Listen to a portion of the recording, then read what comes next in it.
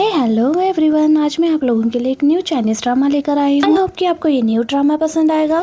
इस ड्रामा की स्टार्टिंग में हमें हमारा मेन लीड लिन दिखाया जाता है। 2011 का सीन दिखाया जाता है जहाँ पर वो एक सर्जरी परफॉर्म कर रहा था जो कि बहुत ही रिस्की और काफी ज्यादा घंटों की होती है। अब फाइनली सर्जरी सक्सेसफुली कंप्लीट हो जाती है। उस पेशेंट की फैमिली को आकर बताता है कि हमने सर्जरी बहुत अच्छे से की है, थोड़ी देर में उन्हें होश आ जाएगा। जो सीनियर डॉक्टर्स होते हैं वो इसे देखकर बहुत खुश हो रहे होते हैं कि इसने बहुत अच्छे से बड़ी सर्जरी अटेम्प्ट की है और बहुत जल्दी फिनिश की है। इतने में उसे उसके फ्रेंड जायजिंग की कॉल आती है। बहुत ही खुशी से बात कर रहा होता है। तो आज इतने खुश क्यों हो? वो बताता है कि मैंने अपनी लाइफ की बड़ी सर्जरी सक्सेसफुली की है। ये सुनकर वो भी खुश हो जाता है और उससे ट्रीट मांगने लगता है। तो वो कहता है कि कल ही मेरी छुट्टी है तो कल ही मिलते हैं ना। कहता है कि चलो ये शंघाई में मिलते हैं। तो ये कहता है कि शंघाई में नहीं, बीजिंग में मिलते हैं। तुम्हें यहाँ पर आना होगा मेरे पास क्योंकि मुझे तुम्हें एक लड़की से मिलवाना है। तो वो कहता है कि मुझे किसी लड़की से नहीं मिलना। तो वो कहने लगता है कि उस लड़की को तुम्हें मेरी मॉम की पार्टी में देखते ही तुम पर क्रश हो गया था और वो तुमसे मिलना चाहती है। पर वो मना कर रहा होता है। पर जैसे ही लड़की के डैड का नाम सुनता है जिनका नेम मिस्टर नी होता है, क्योंकि मिस्टर नी की बेटी को उसकी मॉम की पार्टी में देखने के बाद वो भी उससे लाइक करने लग गया था। तो ये भी रेडी हो जाता है, यहाँ तक कि वो निकल भी जाता है बीजिंग के लिए। अब जा रहा होता है तो रास्ते में जयजिंग फिर से उसे कॉल करता है। वो पूछता है कि कहाँ पर हो तुम? तो वो कहने लगता है कि ड्राइव करने दो तुम मुझे, जल्दी ही पहुंच जाऊंगा। ये कहकर कॉल कट कर देता है। अब ये ड्राइविंग तो कर रहा होता है लेकिन उसके सामने जो ट्रक होता है उसके सामने एक चॉपर आ जाता है जिसकी वजह से वो कुछ भी देख नहीं पा रहा होता है। इधर उधर अपना स्टीयरिंग घुमाने लगता है। ऐसा करने की वजह से लिन की गाड़ी का एक्सीडेंट हो जाता है और बहुत बुरी चोट लगती है उससे। इस सीन में हमारी फीमेल लीड निशिंगवा दिखाई जाती है। अपने कजिन ब्रदर के साथ बैठी होती है जो गेम खेल रहा होता है। ये दोनों बातें कर रहे होते हैं तभी डोर पर बेल होती है। तो उससे कहने लगता है कि मेरा ट्यूटर आ गया होगा, जाके डोर ओपन करो प्लीज, आज मेरा पहला दिन है। ये कहने लगती है तुम्हारा ट्यूटर है, तुम डोर ओपन करने जाओ, मैं क्यों जाऊँ? मैं तो नहीं जाऊंगी।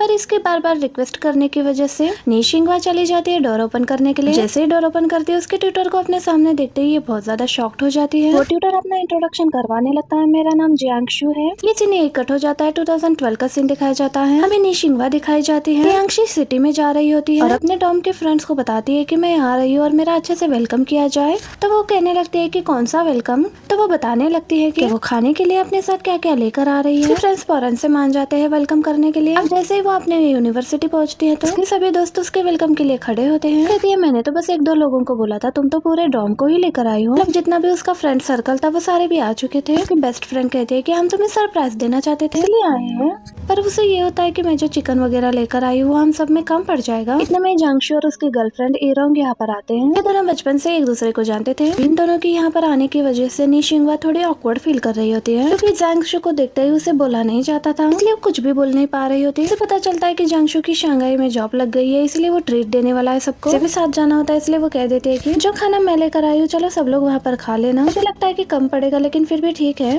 एरोंग निशिंगवा को बिल्कुल पसंद नहीं करती थी। कहती है कि इसकी जॉब लग गई है इसलिए वो ट्रीट दे रहा है सबको। अब इतने में जांगशु कहता है कि तुम तो आज आने वाली नहीं थी, कल आने वाली थी ना। ये सुनकर वो शॉक्ड और चुप हो जाती है। निशिंगवा के फ्रेंड उसको वहाँ से ले जाती है, चलो खाने के लिए चलते हैं। अब ये लंच के लिए तो आ जाते हैं लेकिन उसके फ्रेंड से पूछते हैं कि इसको कैसे पता चला कि मैं आज आने वाली नहीं थी। वो कहती है कि हमारे डॉम में सभी को पता था, बॉस के बॉयफ्रेंड ने उसको बता दिया होगा। अब यहाँ जांगशु को ज्यादा ऑर्डर करने नहीं दिया जा रहा होता। निशिंगवा ने भी अपने साथ खाना लाया है ना। निशिंगवा मना करते हुए कहती है कि मेरी जो ट्रीट है वो मेरी तरफ से है, हम दोनों की ट्रीट मिलाकर नहीं होगी। अब ये सुनकर जांगशु और भी खाना ऑर्डर कर देता है। अब यहाँ पर ये सभी खाना खाते हुए चेयर्स करते हुए बातें कर रहे होते हैं। ये अपने जॉब इंटरव्यू के बारे में बात कर रहे होते हैं कि वहाँ पर कौन कौन जाने वाला है। तो सभी लड़कियां कहने लगती है कि मैं भी जाऊंगी, मैं भी जाऊंगी। निशिंगवा को भी जाना होता है लेकिन ये कहती है कि मैं नहीं जाऊंगी क्योंकि मैं पहले से एक फर्म में जॉब कर रही हूँ। अब इसकी बात सुनकर एरोंग कहने लगती है कि हमें कभी कभी जेलसी होती है तुमसे, तुम्हारी फैमिली ऐसी है कि तुम्हें हर एक चीज पहले से ही प्रोवाइड करके दी जाती है, पहले से जॉब तुम्हें मिल गई है और हर एक चीज तुम्हें मिल रही है। बट निशिंगवा के फेस से लगता है कि वो वहाँ पर खुश नहीं है अपनी जॉब से। ये बात जांगशु भी नोट करता है। निशिंगवा जाने लगती है तो जांगशु से रोकते हुए कहता है कि ऊपर मत जाओ, हम बस निकलने वाले हैं। अब ये सुनकर ये अपना लगेज ले लेती है और उसे कहती है कि मैं बाहर ही तुम लोगों का वेट कर रही हूँ। ये बाहर जाकर रुक जाती है, ये भी बाहर आ जाता है। ये उसे कहने लगता है कि मुझे ऐसा लगता है कि जहाँ पर तुम जॉब कर रही हो तुम उस जॉब से खुश नहीं हो, तुम्हें वहाँ जॉब करना चाहिए जहाँ पर तुम्हें खुशी मिलती है। ये तो एकदम से चुप हो जाती है, उसे समझ में नहीं आ रहा होता है कि इसे क्या जवाब दे। उससे पूछती है कि बाकी सब लोग कहाँ पर है। वो कहने लगता है कि मुझे नहीं पता।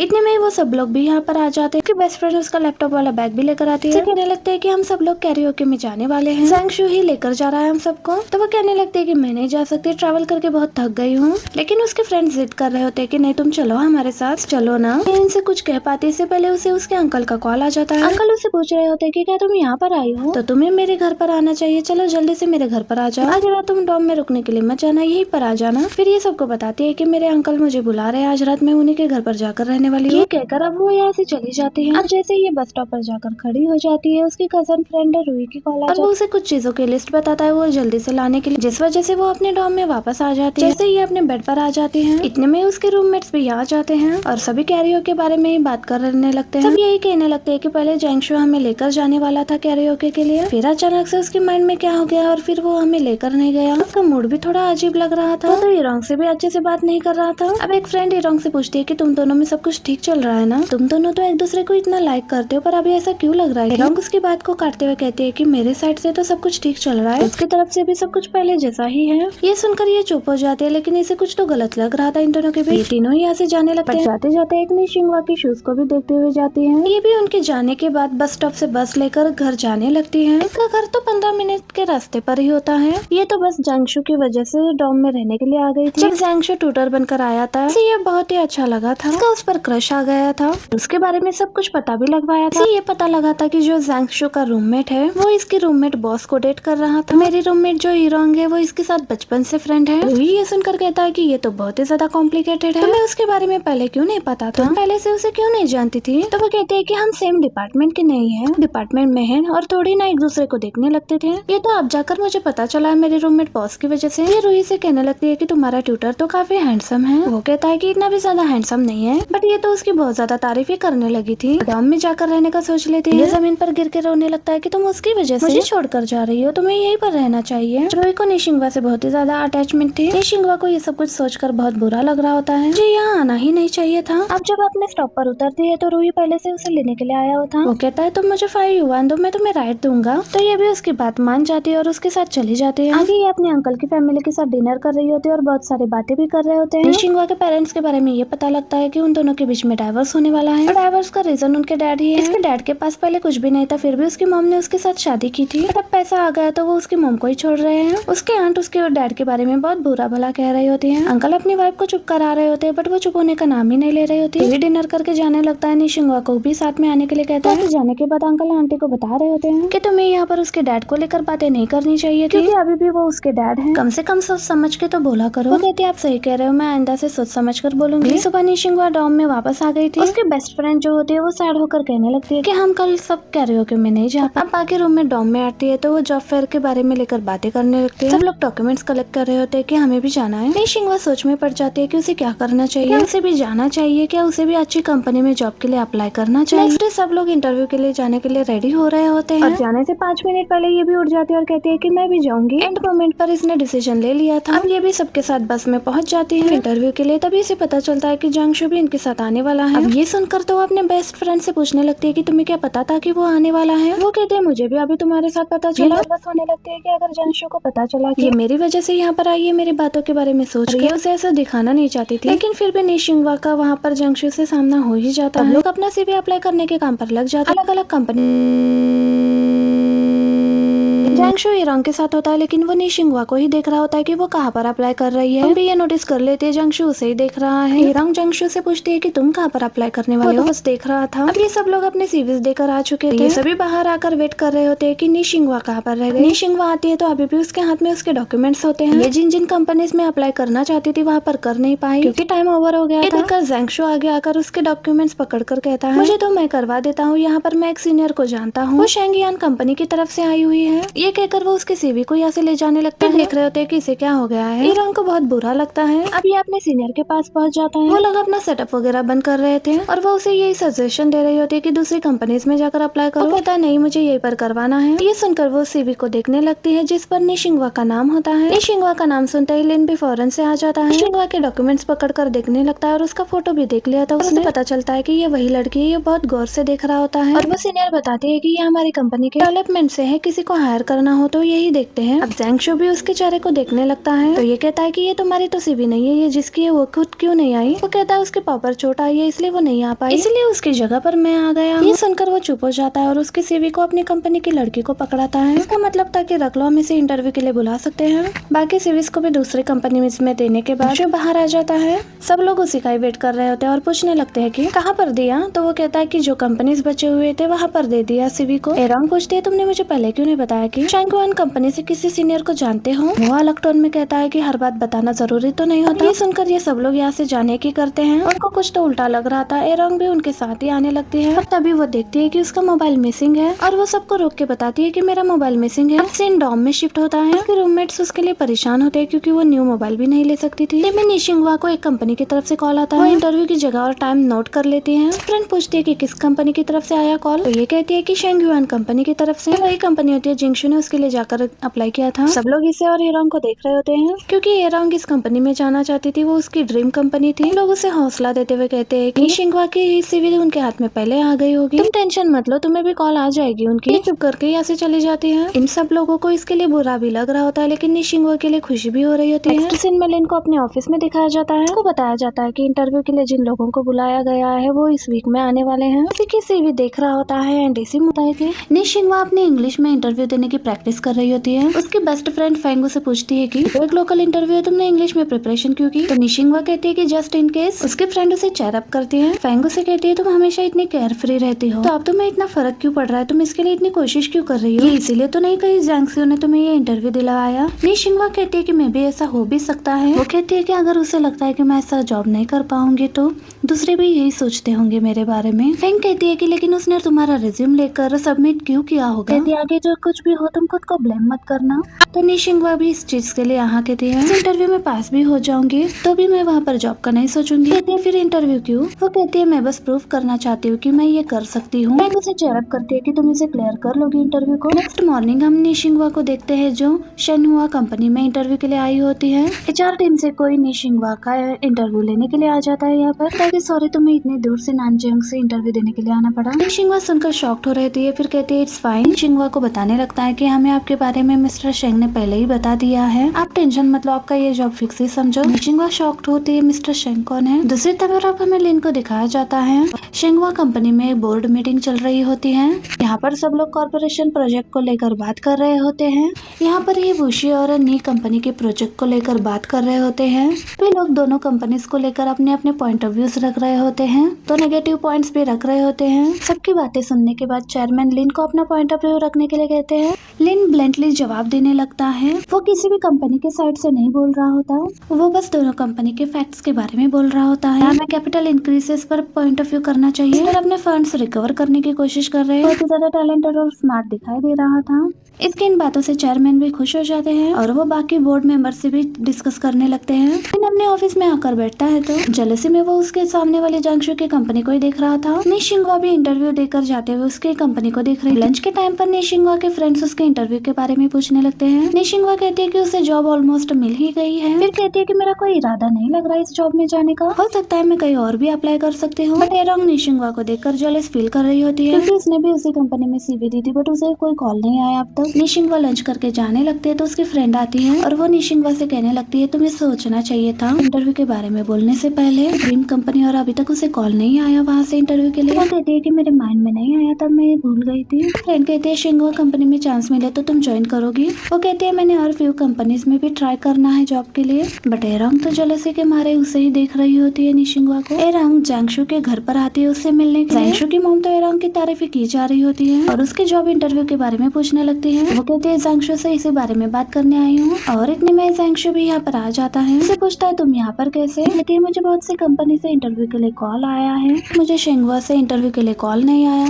क्या तुम मेरे लिए फेवर कर सकते हो? तुम अपने सीनियर से कॉल करके पूछो। वो कहती है मुझे गलत मत समझो, मैं बस जानना चाहती हूँ कि अगर कुछ गलती हुई तो मैं नेक्स्ट इंटरव्यू के लिए वो सुधार सकूं। नेक्स्ट मॉर्निंग निशिंगवा लाइब्रेरी में होती है और इतने में उसे शिंगवा कंपनी से कॉल आता है। वो बाहर आकर अटेंड करती है कॉल और वो लोग इसे कहते हैं कि आपको जॉब मिल गई है। वो बहुत ज्यादा खुश हो जाती है कि उसने बिना अपने पेरेंट्स की मदद के खुद के दम पर ये जॉब हासिल की है। इतने में उसके डॉम फ्रेंड्स उसे एक जगह पर बुला लेते हैं। वो उसी जगह पर जाने लगते हैं। इतने में उसे उसकी रूममेट बॉस भी मिलती है, दोनों मिलकर जाने लगते हैं। वो बॉस से कहते हैं कि मुझे लगता है कि वो ट्रीट देने वाले हैं, उन्हें पता चल गया होगा कि मुझे जॉब मिल गई है इसलिए वो मुझे ट्रीट देना चाहते हैं। जब ये यहाँ पर पहुँचती है यहाँ का सिचुएशन सीरियस होता है। लोग निशिंगवा को घुरे जा रहे होते हैं। वो कहती है सब लोग मुझे ऐसे क्यों देख रहे हो। ये रंग गुस्से में कहती है कि तुम्हें जरा भी गिल्टी फील नहीं हो रहा है। शिंगवा सरप्राइजली कहती है कि मैंने क्या किया है आखिर। वो दूसरे रूम में तो कहने लगती है कि हमें अभी तक पूरी सच्चाई नहीं पता है। पूछते कि क्या तुमने एरंग की इंटरव्यू वाली कॉल उठाई थी। शिंगवा कहती है कि मैंने बिल्कुल भी नहीं उठाई। रंग कहती है कि तुमने कॉल उठाया, कंपनी से कॉल आया कि तुमने ही कॉल उठाया था और उन्होंने तुम्हें कहा कि वो मुझे बताया कि मेरा इंटरव्यू होने वाला है। वो कहने लगते है कि तुमने जल्दी में आकर रंग को नहीं बताया क्योंकि तुम नहीं चाहती कि उसे जॉब मिले। शिंगवा कहती है कि तुम्हें ऐसा लगता है कि मैंने तुम्हारा कॉल उठाया इंटरव्यू का और तुम्हें इन्फॉर्म नहीं किया, बट मैंने ऐसा नहीं किया है। वो फ्रेंड कहती है कि ज़ैंगशू ने अपने सीनियर से कॉल करके पूछताछ की है। एचआर ने बताया कि एरंग का इंटरव्यू में लिस्ट आया है। एरंग का फोन नहीं था इसलिए उन्होंने डॉम में कॉल किया था। उस दिन डॉम में तुम अकेले थी, हम कोई भी नहीं थे और तुम ही हो सकती हो जिसने कॉल उठाया होगा। निशिंगवा कहती है कि तुम्हारे जाते के साथ ही मैं भी फौरन से लाइब्रेरी चली गई थी, बट इसकी बात पर कोई भी बिलीव नहीं कर रहा था। तुम गुस्से में कहने लगती है कि किसने सोचा था कि तुम ऐसे करोगी। उसके पास आते हुए कहने लगती है कि तुम ज़ैंगशू को पसंद नहीं करती हो क्या, तुम चाहती ही नहीं हो कि हम दोनों एक साथ हो, तुम हमेशा हम दोनों को देखकर जेलस फील करती हो। क्या आप भी कहोगे कि ये सच में एक मिसअंडरस्टैंडिंग है। ज़ैंगशू उसे रोकने लगता है बट ये सुनती नहीं है। शिंगवा कहती है कि मैंने नहीं किया है और वो कंपनी में कॉल भी करने लगती है। जैसे ही वो कॉल लगाती है ज़ैंगशू उसके हाथ से फोन ले लेता है। आगे से वो नंबर बंद जा रहा होता है। फिर ज़ैंगशू सबको बताता है कि नंबर इनवैलिड है। शिंगवा फिर भी कहती है कि मैंने नहीं किया है, तुम्हें मुझ पर यकीन करना है करो नहीं तो नहीं। ज़ैंगशू के हाथ से फोन लेती है और यहाँ से रोते हुए वो जाने लगती है। लोगों की ऐसी बातों की वजह से वो बहुत ज्यादा हर्ट हो चुकी थी। में दिखाया जाता है कि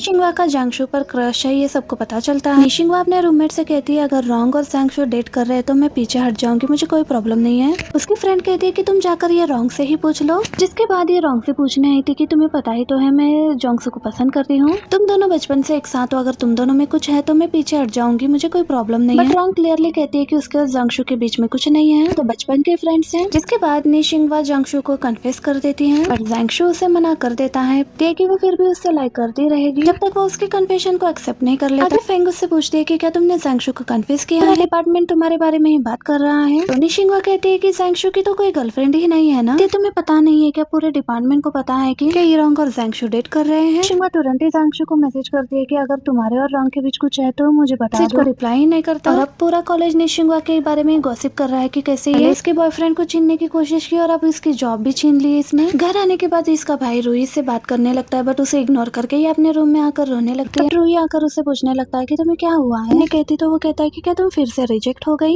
ये मत कहना कि ये फिर से ज़ैंगशू ही है। ये सुनकर वो डोर क्लोज करती है और पूरी रात रोने लगती है। नेक्स्ट मॉर्निंग सबूत इकट्ठा करने के लिए ये डॉम में आती है तो सारे लड़के इसके बारे में बात कॉल के बारे में पता लगाने के बाद ये डॉम में आती है। रॉन्ग आकर इसे कहती है कि जो कुछ भी है उसे भूल जाओ, कि हम क्लासमेट्स हैं, और बताती है कि ये फोन मुझे ज़ैंगशू ने एडवांस बर्थडे गिफ्ट दिया है। शिंगवा कहती है ऑर्डिनरी फोन लेकर तुम शो ऑफ करने आई हो क्या। रॉन्ग कहती है कि फोन तो मामूली है बट आपका ट्रू लव आपको देता है तो ये प्राइसलेस हो जाता है। शिंगवा को इनडायरेक्टली बता रही थी कि ज़ैंगशू रॉन्ग से ही प्यार करता है ना कि तुमसे। शिंगवा को तो इसकी बात पर बहुत गुस्सा आ रहा होता है लेकिन ये उसे कुछ भी नहीं कहती और यहाँ से चली जाती है। फैंग डॉम में वापस आती है तो वो रॉन्ग को बात करते हुए सुनती है। उनको शिंगवा कंपनी से इंटरव्यू का कॉल आ गया है। बातें सुनकर जैसे ही वो निशिंगवा से बात करने लगती है वो देखती है कि निशिंगवा तो हॉस्टल में है ही नहीं। रूममेट्स बताते हैं कि निशिंगवा अपने अंकल के घर चली गई है। जो कुछ भी उस दिन हुआ था वो सब कुछ ये लोग फैंग को बताने लगते हैं। कहती है कि तुम लोगों ने उस पर ब्लेम क्यों किया। फिर बताती है कि उस दिन वो कॉल मैंने आंसर किया था ना कि निशिंगवा ने। सुनकर ये सब लोग तो शॉक्ड होते हैं बट कुछ भी नहीं कहते। रात में निशिंगवा को फैंग का कॉल आता है और वो उसे के इंटरव्यू वाले कॉल के बारे में भी उसे बताती है और उसे कल लंच में मिलने के लिए भी कहती है। सभी क्लासमेट लंच के लिए इकट्ठा होते हैं, बताने लगते हैं कि आप सबको कोई मिसअंडरस्टैंडिंग हुई है। रॉन्ग का जो इंटरव्यू कॉल मिस हुआ है उस दिन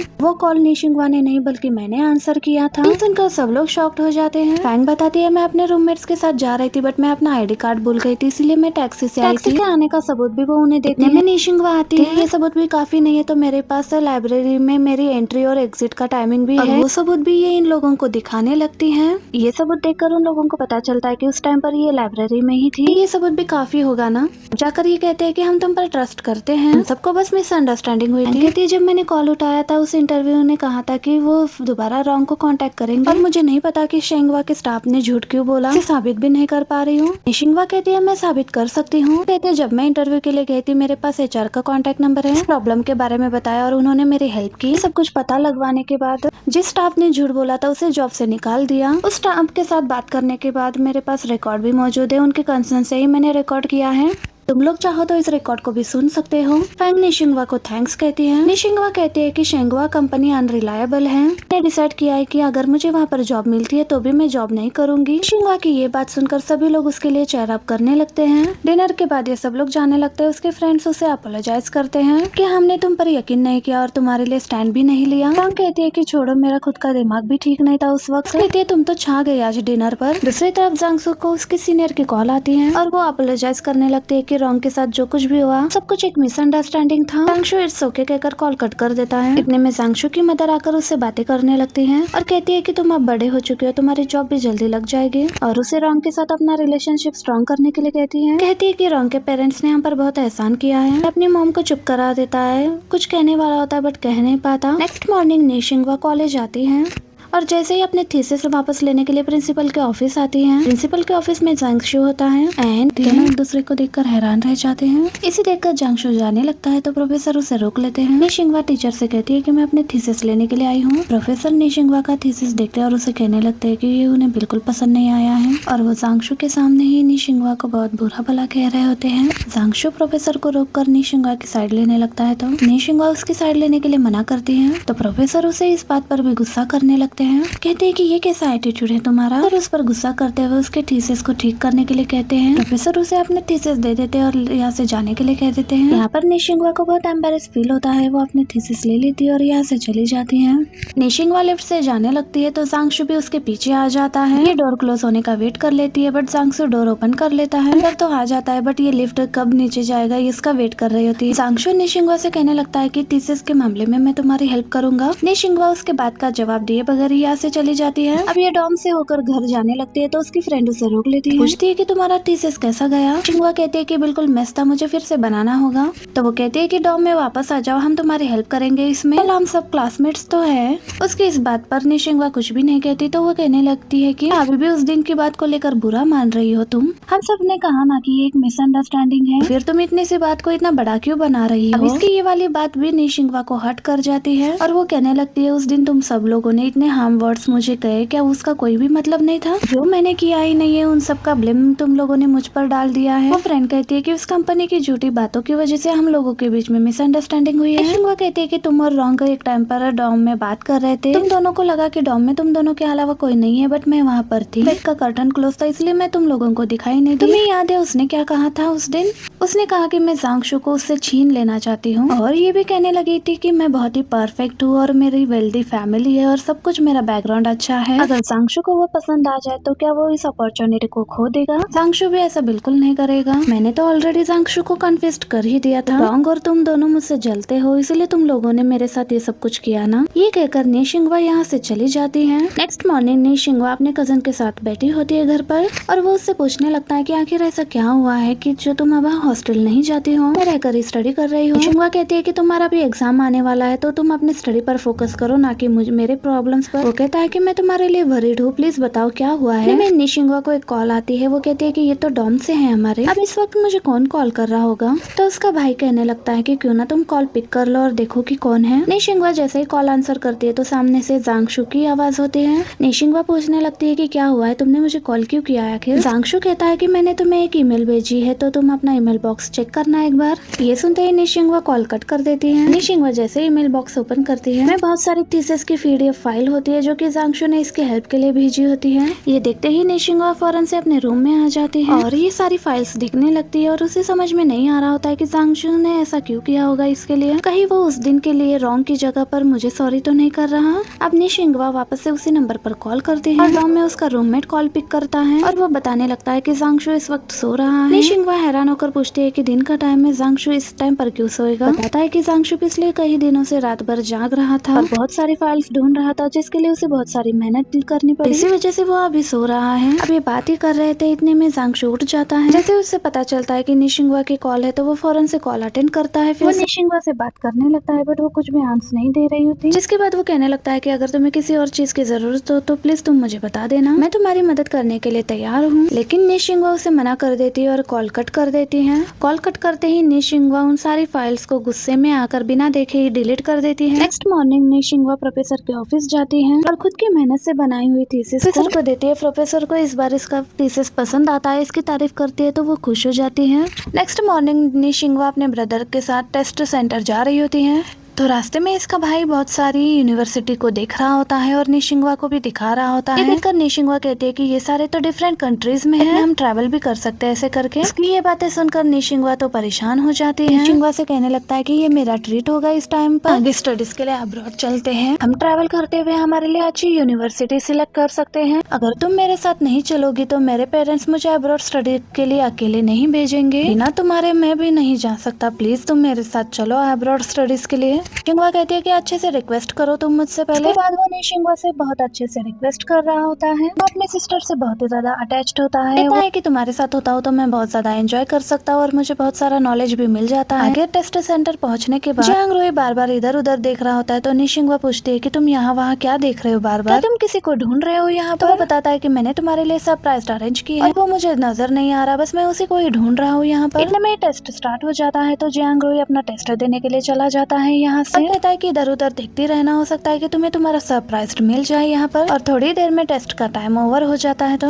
इसके टेस्ट देकर बाहर आते हैं निशिंगवा कहती है कि चलो लंच के लिए चलते हैं। जियांग रोई कहता है कि मैंने तो तुम्हारे लिए सरप्राइज प्लान किया है, उसे बिना लिए कैसे जा सकते हैं। इसके बाद वो फिर से उस रश में जाता है, जिसके बाद उस रश में से वो निशिंगवा का सरप्राइज लेकर आ जाता है, अपने फ्रेंड जांग फी को लेकर आता है। जिसके बाद जियांग रोई निशिंगवा को बताता है कि ये जांगशु का भाई जांग फी है। जियांग रोई जांग फी से कहने लगता है कि तुम हमारे साथ लंच के लिए चलो। जांग फी मना करते हुए कहने लगता है कि मैंने थोड़ा सा खा लिया है और मेरे भाई ने मेरे लिए होटल में रूम बुक किया है। मेंशन करता है तो जियांग रोई कहता है कि हमारे होटल के पास ही है, तो चलो हम खाने के लिए चलते हैं और उसे खाने के लिए लेकर आते हैं।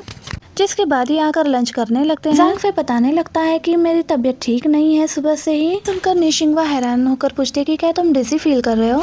बट वो कहता है कि अभी नहीं, बट मॉर्निंग एग्जाम के टाइम पर फील कर रहा था। मैं ठीक हूँ, मैं बस एग्जाम का टेंशन ले रहा हूँ कि कैसा गया होगा।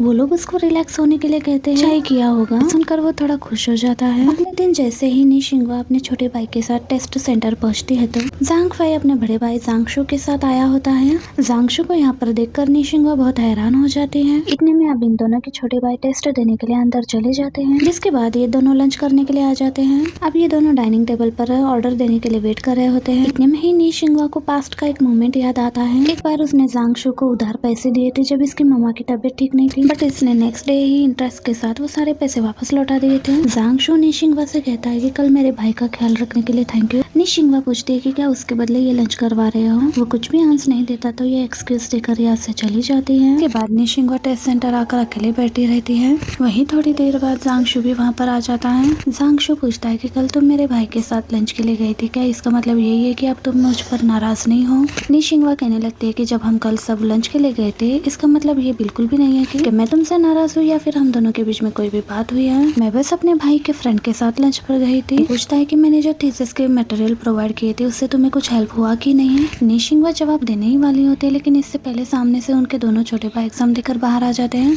जियांग रोई कहता है कि क्यों ना आज भी हम सब मिलकर लंच के लिए चलें। जांग कहता है कि आज हमारी मम्मा के साथ लंच फिक्स है, हमें वहाँ ही जाना होगा। ये सुनकर निशिंगवा और जियांग रोई यहाँ से चले जाते हैं। जियांग रोई कहता है कि जांगशु तुम्हारे लिए आया था ना?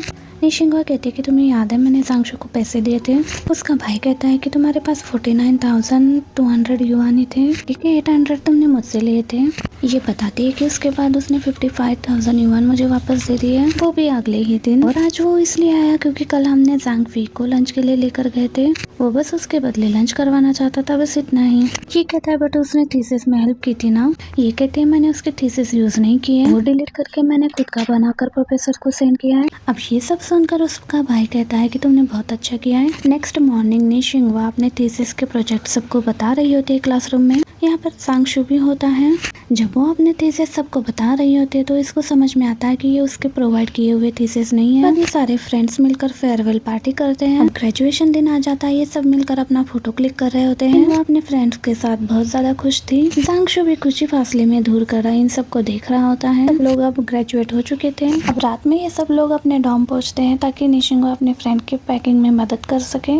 जिसके बाद ये सभी फ्रेंड्स मिलकर अपनी उस फ्रेंड को एयरपोर्ट छोड़ने के लिए आते हैं। हैं। सब लोग बहुत ही ज्यादा इमोशनल हो रहे होते हैं। एयरपोर्ट से बाहर आने के बाद सभी फ्रेंड्स डॉम वापस जाने के लिए बस पकड़ने लगते हैं, बट बस फुल हो चुकी थी और डोर्स भी बंद हो चुके थे। निशिंगवा पीछे ही रह जाती है। बस के जाने के बाद निशिंगवा नेक्स्ट बस की टाइमिंग क्या है ये देखने के लिए सामने नोटिस बोर्ड देख रही होती है। इतने में उसे पीछे से जांगशु की आवाज आ जाती है। वो कहता है कि ये जो गई है वो ही आखिरी बस थी, अब तुम इस नोटिस बोर्ड को देखना बंद कर दो। एंड तो छूट गई है। तो वो उससे पूछने लगती है कि तुम यहाँ पर क्या कर रहे हो। हमें लगता है कि मैं तो तुम्हारे पीछे ही था। ये कहने लगती है कि माय बैड, मैंने तुम्हें नहीं देखा। जांगशु कहने लगता है कि तुम्हें नहीं लगता कि तुम्हें मुझे थैंक्स कहना चाहिए। अब ये बस से नीचे गिरने वाली थी तो जांगशु ने ही इसे बचाया था। अब ये उसे थैंक्स कहने ही वाली थी, लेकिन इतने में ही रॉन्ग का इसे कॉल आ जाता है और ये उसे बताने लगता है कि निशिंगवा के साथ साथ मैं भी पीछे ही रह गया और बताता है कि हम थोड़ी देर में पहुंच जाएंगे। ये सुनते ही वो कहने लगती है कि रॉन्ग को बहुत बुरा लगा होगा ना, तुम मेरे साथ हो, कहीं वो गुस्सा ना हो जाए तुम पर। तो वो कहने लगता है कि वो मुझ पर गुस्सा क्यों होगी इस बात पर। तो ये कहने लगता है कि अब हमें चलना चाहिए, हमें कैब ढूंढ लेना चाहिए अभी जाने के लिए। ये भी कहती है कि राइड बुक करते हैं। साथ ही साथ ये बताने लगती है कि मेरे पास तो कैश ही नहीं है, हमारे पास है। तो वो भी कहने लगता है कि नहीं है, बट हम वॉक करके जा सकते हैं। ये कहकर वो आगे चलने लगता है। ये भी उसके पीछे पीछे आती है। थोड़ी देर वॉक करने के बाद इसके पैर में दर्द होने लगता है क्योंकि उसने हिल्स पहनी हुई। उसे कहती है कि तुम आगे जाओ, मैं आहिस्ता आहिस्ता आ जाऊंगी। निशिंगवा उसके साथ कोल्डली बिहेव करने लगी थी। ये भी उससे रूडली कहने लगता है कि चला नहीं जा रहा है तो पहने क्यों है हील्स। तो ये बताती है कि मुझे नहीं पता था कि मुझे आज चलना पड़ेगा इन हील्स पे। तो बुरा तो लगता है, लेकिन मन ही मन में सोचने लगती है तुम तो हर चीज का मुझसे तुरंत ही बदला चुकाना चाहते हो, तुम तो मेरे साथ फ्रेंडशिप भी नहीं रखना चाहते हो। फिर ये गुस्से में उसे कहने लगती है कि मैंने भी तुम्हारा थीसिस मटेरियल यूज नहीं किया। इसका मतलब यही है कि रॉन्ग की अपोलॉजी, तुम्हारी तरफ से भी वो अपोलॉजी मैंने एक्सेप्ट नहीं किया। यहाँ जियांगशु उसे कुछ और कहने लगता है, लेकिन वो गुस्से में आ जाती है और उसे कहने लगती है कि तुम मुझे समझते क्या हो कि मैं एक बिगड़ी हुई अमीरजादी लड़की हूँ जिसका उसकी जिंदगी में कोई भी गोल नहीं है। हाँ तो मैं हूँ बिगड़ी हुई, क्योंकि मैं अपनी जिंदगी तुम्हारी तरह नहीं जीती और ना ही मैंने लाइफ में बड़ा मिशन रखा है और ना ही तुम्हारी तरह टॉप स्टूडेंट हूँ। बट इसका मतलब ये बिल्कुल भी नहीं है कि मैं यूजलेस हूँ, बट जो मोमेंट मेरे सामने होते हैं मैं उन्हीं को खुल के जीना जानती हूँ, वो भी बिना फ्यूचर की केयर किए। बट जियांगशु भी ये बात उसे ऐसे कहता है कि जैसे वो उसे डिफेंड कर रहा हो कि जब उसने एक बार निशिंगवा को रिजेक्ट कर दिया था। बट निशिंगवा इस बात को ऐसे समझ लेती है कि जैसे ये अभी तक पछता रहा हो कि उसने रॉन्ग को प्रपोज क्यों नहीं किया। तो ये उसे कहने लगती है कि कोई बात नहीं, जो अपॉर्चुनिटी तुमने मिस की है वो फ्यूचर में फिर से तुम्हारे पास आएगी। और जियांगशु इस बात को ऐसे ले लेता है कि जैसे ये मुझे ये हिंट दे रही है कि फ्यूचर में ये मुझे एक और चांस दे सकती है और शायद तब मैं तुम्हारी हो जाऊंगी। बात पर वो स्माइल करता है। एंड आगे इसी तरह से बातें करते करते वो लोग अपनी यूनिवर्सिटी पहुंच जाते हैं। जाने लगती है तो वो उसे रोक के कहने लगता है कि मैं तुम्हें हॉस्टल के सामने छोड़ दूंगा। ये तो फिर से नेगेटिव सोचने लगती है। उसे ऐसे लगता है कि ये तो रॉन्ग को देखना चाहता होगा, इसलिए वहाँ तक मुझे छोड़ने के लिए आ रहा है। अब वो डॉम के अंदर जाने लगती है तो रुक के उसे कहने लगती है कि आखिरी बार वो उसे बोलना चाहती थी जो इन 4 सालों में उसने उसे नहीं कहा। उसे कहने लगती है कि तुम short hair and white shirt में बहुत अच्छे लगते हो। एंड डॉम के अंदर जाती है और बालकनी से खड़े होकर उसे जाते हुए देखकर उसे आवाज देती है जियांगशु। एंड फिर वो उसे बाय करने लगती है। जियांगशु को लगता है कि ये मुझे बाय करने लगी है, बट सैडली उसके आंखों में आंसू थे और वो अपने पहले प्यार को आखिरी बार बाय बाय करने लगी थी। चाहे उसका पहला प्यार जैसे भी था, जिस शक्ल में था, उसे दर्द देकर जा रहा था। आखिरी बार बाय करते हुए उसने अपने मन में ठान लिया था कि पहले प्यार की यादों को और उसके दर्द को यहीं पर दफना देगी वो। एंड इसके बाद नेक्स्ट सीन में हम देखते हैं ट्यूशन के बाद ये बहुत ही ज्यादा अपसेट होती है अपने दोस्तों से बिछड़ने के बाद। बट ऐसे में उसका ब्रदर रूही उसके साथ था, जो उसे कहने लगता है कि हमने जो वर्ल्ड टूर प्लान किया है, हम मेरे लिए बेस्ट यूनिवर्सिटी देखने के लिए जा रहे हैं। ऐसे पैसों की तो इनके पास कोई कमी नहीं थी। जिसके बाद ये दोनों यूरोप के टूर पर चले जाते हैं। वैसे इन दोनों की आपस में बहुत अच्छी बनती थी। दोनों इकट्ठे लड़ते झगड़ते रहते थे और एंजॉय भी करते थे। अब जब ये दोनों फ्लाइट में आते हैं और वो सेल्फी लेने लगता है तो निशिंगवा कहने लगती है कि कहीं ये हमारी आखिरी फोटो ना हो, और डर के मारे उनके बाजू में बैठे हुए अंकल अपनी सेल्फी को डिलीट कर देते हैं। इन दोनों ने एंजॉय करते हुए यूरोप टूर भी कर लिया था। बहुत ज्यादा एंजॉय करने के बाद जब ये दोनों वापस चाइना लौटते हैं तो निशिंगवा की मॉम कहने लगती है कि मुझे लगा कि तुम एंजॉय करके आ रही हो तो थोड़ी मोटी होकर आ जाओगी, तुमने तो अपना वेट लूज कर लिया है। एक्चुअली निशिंगवा को यूरोप का खाना बिल्कुल भी पसंद नहीं आया था। जिसके बाद वो अपने फ्यूचर की बातें अपनी मॉम से शेयर करती है और बताती है कि इस कंपनी में मुझे अपॉर्चुनिटी मिली थी, बट मॉम उस कंपनी को मैंने खुद ही रिजेक्ट कर दिया है। मॉम कहती है कि तुम्हारे डैड चाहते हैं कि तुम उनकी खुद की कंपनी संभालो और इसी मामले में वो तुमसे मिलकर बातें करना चाहते हैं। बट डैड से मिलने से पहले मॉम उसे एक बड़ी न्यूज बताती है, और वो न्यूज ये थी कि जिस शान्युआन कंपनी में वो इंटरव्यू देकर पास हुई थी, एक्चुअली वहाँ के 49% शेयर्स उसके डैड के हैं।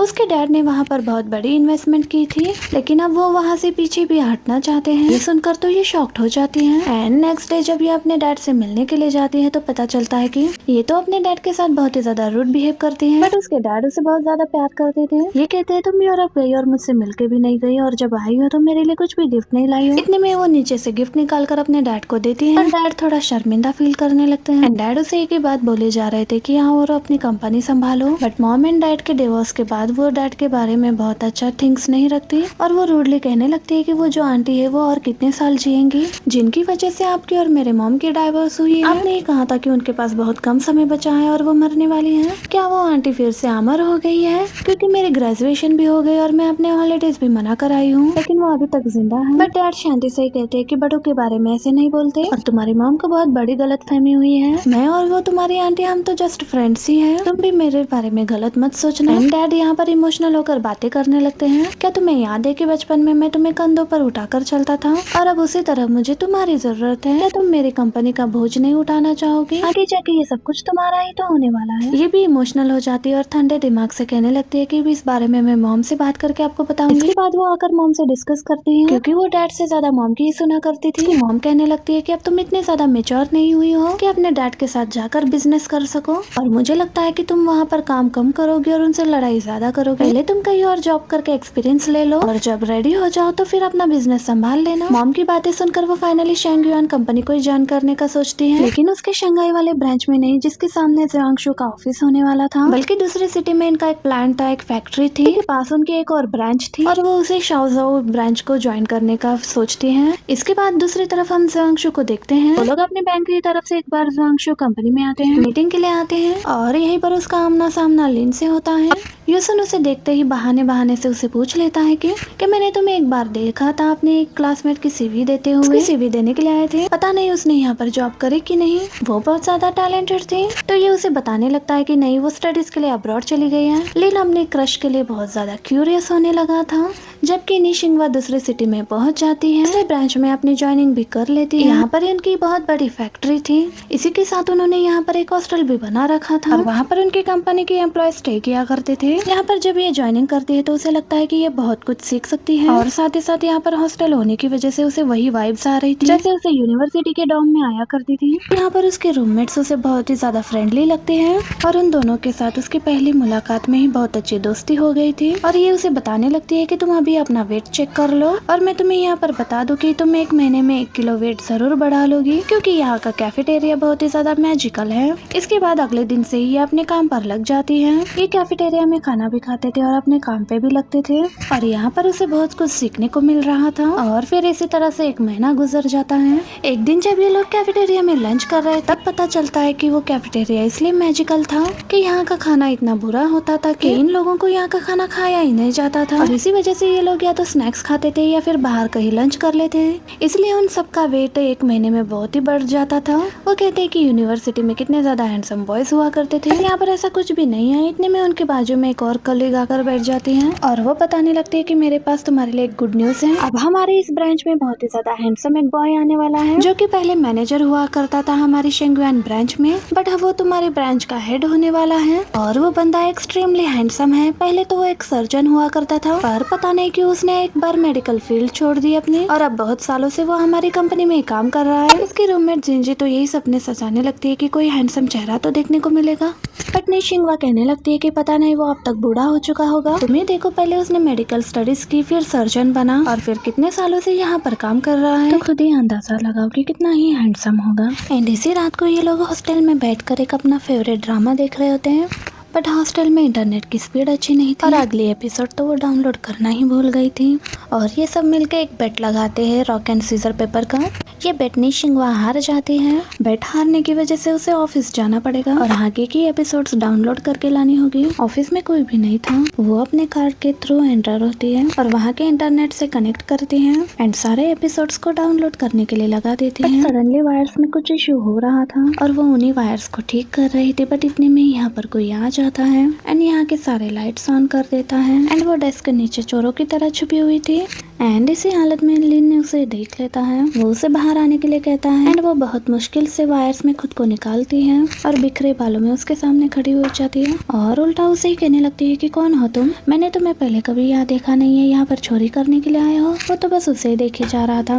लिन कहता है क्या तुमने मुझे इससे पहले नहीं देखा? तो वो कॉन्फिडेंटली कहती है कि मैंने नहीं देखा तुम्हें। तो लिन उसे बिना कुछ कहे यहाँ से चला जाता है और ये हैरान हो जाती है कि आखिर ये है कौन और वो ऐसे क्यों बिहेव कर रहा है जैसे मैं पहले से उसे जानती हूँ। ये एपिसोड डाउनलोड करके आती है तो रूममेट्स को बताती है कि जब मैं डाउनलोड कर रही थी तब कोई अननोन इंसान वहाँ पर आया था। एक रूममेट पूछती है कि क्या वो हॉट है और दूसरी पूछती है कि क्या वो हमारी कंपनी से ही था। तो ये कहती है कि मुझे नहीं लगता कि वो हमारी कंपनी से है, मैंने इससे पहले उसे कभी नहीं देखा। दोनों फ्रेंड्स कहते हैं कि छोड़ो आओ हम ड्रामा देखते हैं। नेक्स्ट मॉर्निंग कंपनी में निशिंगवा को उसकी फ्रेंड का मैसेज आता है। वो उसे बताती है कि जिस नए बॉस के बारे में सुना था वो आज आ चुका है। इंजी कहती है कि मेरा ही डिपार्टमेंट उसके अंडर है एंड वो वाकई में ही हॉट है, तुम्हारे सारे प्रेडिक्शंस गलत निकली। थोड़ी देर बाद वो इंजी के पास से आकर ही उससे बातें करने लगती है एंड इतने में ही वो हैंडसम बॉस को देख ही लेती है एंड वो हैंडसम बॉस और कोई नहीं बल्कि वो वही था जिसने उसे रात को देखा था ऑफिस में। इसे देखते ही निशिंगवा शॉक्ड हो जाती है। वो इंजी से कहने लगती है कि मुझे लगता है कि मेरे करियर को एक ब्रेक लगने वाला है। इंजी कहती है कि डोंट टेल मी कि तुम्हें उससे देखते ही प्यार हो गया। निशिंगवा कहती है कि ऐसा कुछ भी नहीं है, कल यही था जो निशिंगवा को एक कॉल आ जाती है, बड़ी प्रॉब्लम आ गई है। थोड़े दिन पहले एक डिपार्टमेंट की तरफ से कुछ लोग आए थे और जल्दी जल्दी में उन्होंने एक पेपर पर साइन करा लिए थे और ये सब कुछ निशिंगवा के सीनियर ने चेक किया हुआ था। बट अनफॉर्चुनेटली उस टाइम पर वो निशिंगवा के डेस्क पर बैठी थी तो इसी की स्टैम्प यूज कर ली थी। अब जब सिग्नेचर और स्टैम्प देखते हैं तो स्टैम्प पर निशिंगवा का नाम था एंड बस होना क्या था, ट्रांसेस की ओवरलैप होने की वजह से उनके अमाउंट में काफी गड़बड़ हो जाती है और यहाँ दोनों डिपार्टमेंट्स खड़े होकर एक दूसरे पर ब्लेम डाल रहे थे और इतने में ही निशिंगवा भी यहाँ पर पहुँच जाती है और सबका डाउट निशिंगवा पर ही आ जाता है क्योंकि उस पर नाम तो इसी का ही था। बट उसके सीनियर उसी का ही साइड लेते हुए कहने लगती है कि इसे कोई ब्लेम ना करे क्योंकि उस दिन गलती से मैंने ही इसकी स्टैम्प यूज की थी। एंड दूसरी तरफ हम लिन यूसन को देखते हैं, वो फैक्ट्री एंड प्लांट्स चेक करने के लिए आया था। वो हर चीज को बहुत ही बारीकी से देख रहा होता है ताकि वो हेडक्वार्टर्स जाकर इसके अच्छे से रिपोर्ट कर सके। एंड इसके बाद उन लोगों ने एक और प्लांट को स्टार्ट करने का भी सोचा हुआ था ताकि अपने इस बिजनेस को और एक्सपेंड कर सके। इतने में लिन को कॉल आती है और उसे बताया जाता है कि ऑफिस में क्या गड़बड़ हुई है। इसके बाद वो कंपनी में कॉल करके बता देता है कि आप लोग फिक्र मत करें, अब जब ये न्यूज मेरे तक पहुंची है तो मैं इसे खुद ही हैंडल करूंगा। जो सीनियर होती है वो दूसरे डिपार्टमेंट्स वालों को भी बता देती है और वो लोग यहाँ से चले जाते हैं। सीनियर को लिन के ऑफिस से कॉल आता है। निशिंगवा को बताती है कि लिन ऑफिस पहुंच गए हैं और वो सब कुछ हैंडल कर लेंगे बट उन्होंने हम दोनों को भी वहाँ पर आने के लिए कहा है। तो निशिंगवा घबरा जाती है। अब ये दोनों बेचारे डरे हुए सहमे हुए बाहर आकर यहाँ पर वेट करके बैठे हुए थे क्योंकि दूसरे डिपार्टमेंट का मैनेजर वहाँ अंदर लिन के साथ मीटिंग कर रहा था एंड उस मैनेजर ने तो सारा का सारा इल्जाम इन दोनों पर ही डाल दिया था। यहाँ पर ये सीनियर निशिंगवा को बताती है कि ये मिस्टर मू है, प्रोक्योरमेंट डिपार्टमेंट के मैनेजर। उनकी पर्सनालिटी को देखकर ही लग रहा था कि ये ज्यादा घोटाला करने वाला इंसान है। एंड जैसे ही यहाँ से जाने लगते हैं वो निशिंगवा को देखकर उसे बहुत ज्यादा डांटने भी लगते हैं और कहता है कि क्या इस तरह के इनकैपेबल लोग तुम्हारी कंपनी में है आजकल। उसकी ये बात सुनकर निशिंगवा को गुस्सा आ जाता है और उन दोनों में आर्गुमेंट हो जाती है बहुत ज्यादा। मिस्टर मू कहता है कि तुम्हारा मैनेजर आज यहाँ पर नहीं है। जैसे वो आता है मैं उसे कहूंगा कि जैसे एम्प्लॉयज को कैसे जल्द से जल्द फायर कर दो। अब लिन ने भी ये सब कुछ सुन लिया था। वो मिस्टर मू को तो कुछ भी नहीं कहता।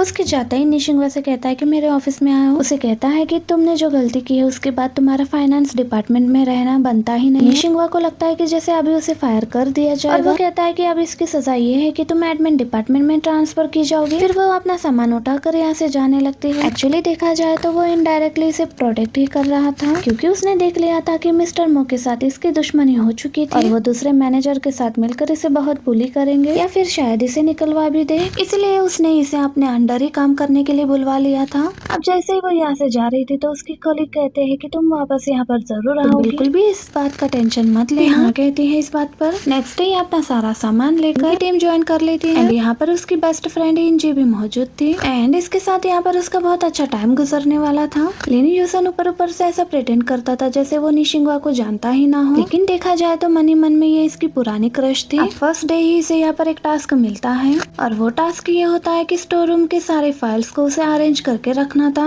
ये टास्क बहुत ही ज्यादा मुश्किल और हेडेक देने वाला था। निशिंगवा थोड़ी ही हार मानने वालों में से थी और वो पहले ही दिन बहुत अच्छा परफॉर्म करती है, बहुत सारे फाइल्स को ईयरली वाइज अरेंज कर देती है। दूसरी तरफ लिन यूसन उसी मिस्टर मो के प्रोजेक्ट के फाइल को देख रहा होता है एंड जैसे निशिंगवा ने कहा था कि उसमें कुछ गड़बड़ है, इसे भी वो गड़बड़ दिखाई देती है। इसी के बारे में पता करने के लिए वो स्टोर रूम आता है। निशिंगवा अपने काम के साथ साथ सिंगिंग भी कर रही थी। पहले बाहर रुक कर वेट कर रहा था, फिर अंदर आता है तो वो उसे ऑर्डर कर देती है कि वो फाइल दे दो, क्योंकि उसे लगा था कि उसकी फ्रेंड आई हुई है। बट उसका बॉस अपने क्रश का बात मानते हुए वो फाइल्स ला कर देता है एंड इसके बाद से वो रोजाना यहाँ पर आया करता था। पूरे 1 वीक तक निशिंगवा ये काम करती थी और लिन भी यहाँ पर पहुँचकर घंटों घंटों कोई रिकॉर्ड्स चेक किया करता था। और बस इन्हीं सारी बातों की वजह से ऑफिस में काफी सारी गॉसिप्स भी फैल चुकी थी। कुछ लोग ये कहते थे कि लिन ने निशिंगवा को प्रोटेक्ट करने के लिए अपने डिपार्टमेंट में रखा है। और बस इतना ही नहीं है, जब से वो रिकॉर्ड रूम में काम कर रही है वो भी घंटों घंटों जाकर वहाँ पर कुछ कर रहा होता है। लेकिन निशिंगवा भी इनकी बातों में आ जाती, बट उसने देख लिया था कि लिन वहाँ पर आकर घंटों घंटों कौन सा रिकॉर्ड चेक करता है। चेक करने के बाद उसे पता चल गया था कि जिस तरह की चीजें वो आजकल चेक कर रहा है मिस्टर मो पर ही शक है और वो उन्हीं से रिलेटेड अब तक के सारे फाइल्स चेक कर रहा था। एंड वो अपने फ्रेंड्स को बताने लगती है कि वो मिस्टर मो के खिलाफ एक सीक्रेट मिशन पर काम कर रहे हैं और अब मैं भी उसका हिस्सा बन चुकी हूँ। दोनों से कहती है इस बारे में किसी को मत बताना। अब नेक्स्ट डे उसके आने के पहले ही जो रिकॉर्ड्स वो चेक किया करता था सभी फाइल्स को वो ईयरली अरेंज करके बैठी थी। उसके आते उसे कहने लगती है कि इससे आपको और भी आसानी होगी। अब ये सारा कुछ अरेंज करते हुए मुझे बहुत कुछ याद भी हो गया है क्योंकि मेरी मेमोरी बहुत ही अच्छी है। ये सुनते ही वो थोड़ा हैरान हो जाता है और सोचता है कि इसकी मेमोरी इतनी अच्छी है तो मैं इसे याद क्यों नहीं हूँ। मन ही मन उसने इसकी इस बात पर बुरा तो मान लिया था। अब ये बॉस है तो उसे सजा देनी तो बनती थी और एक बॉस ही सीईओ की तरह उसे ऑर्डर देता है कि पिछले 10 साल के रिकॉर्ड्स निकालो, सारे परचेजेस का और उनके सारे परचेस ऑर्डर्स भी और सारे कोटेशंस भी, क्राइसिस में जो भी डिफरेंट था सबके ऊपर एक कंप्लीट रिपोर्ट तैयार करके ला। एंड बेचारे के लिए उसकी ये सजा भी बहुत ज्यादा डिफिकल्ट थी। इसको तो नींद में भी उन्हीं के रेट्स याद आ रहे थे और वो रूममेट से कहती है कि वो जितना ज्यादा हैंडसम दिखता है उतना ही मेरे साथ क्रूल है और हम दोनों के बारे में लोग कैसी कैसी बातें बना रहे हैं। इसने मुझे अपने डिपार्टमेंट में रखा इसलिए ताकि वो मुझे परेशान कर सके, बट फिर भी फ्रेंड से कहती है कि मैं दिन रात मेहनत करके वो रिपोर्ट बनाकर उसे दे ही दूंगी, लेकिन इस लालच में कि इसके बाद मैं 3 दिन की छुट्टी लूंगी और जब मेरी रिपोर्ट अच्छी लगेगी तो वो मुझे जरूर छुट्टी देंगे। अब कुछ दिन बाद वो अपनी रिपोर्ट चेक करा देती है। उसने एक बहुत ही अच्छी रिपोर्ट बनाई हुई थी। उसकी रिपोर्ट देखने के बाद वो उसे उसकी तारीफ करता है और तुरंत ही वो उसे लीव के लिए एप्लीकेशन देती है। वो इससे पूछने लगता है कि तुम्हें हुआ क्या है। बताती है कि आजकल मेरी तबीयत थोड़ी सी खराब है, थोड़ा फीवर भी फील हो रहा है, बट वो कहने लगता है कि मैं एक डॉक्टर हूँ और तुम में इस तरह के कोई भी सिम्टम्स मुझे दिखाई नहीं दे रही है। पूछती है कि क्या आप TCM डॉक्टर हो, कि एक TCM डॉक्टर ही बिना डायग्नोस किए बता सकता है। अब ये सुनकर उसे थोड़ा बुरा तो फील होता है, फिर रूडली उसे कहता है कि तुम्हारी छुट्टियाँ रिजेक्ट करता हूँ, अब तुम यहाँ से जा सकती हो। और बस ये बेचारी मुंह लटका कर बाहर आ जाती है क्योंकि उसके सामने इसकी एक भी नहीं चलने वाली थी। फ्रेंड्स जैसे बाहर आते हैं तो इन लोगों को एक बात पता चलती है, एक्चुअली यहाँ पर कुछ लग्जरीज हॉस्टल भी थे और उनमें जगह खत्म हो चुकी थी, इसलिए इन लोगों को नॉर्मल से हॉस्टल में शिफ्ट किया गया था। इन्होंने बहुत पहले से ही अप्लाई करके रखा था,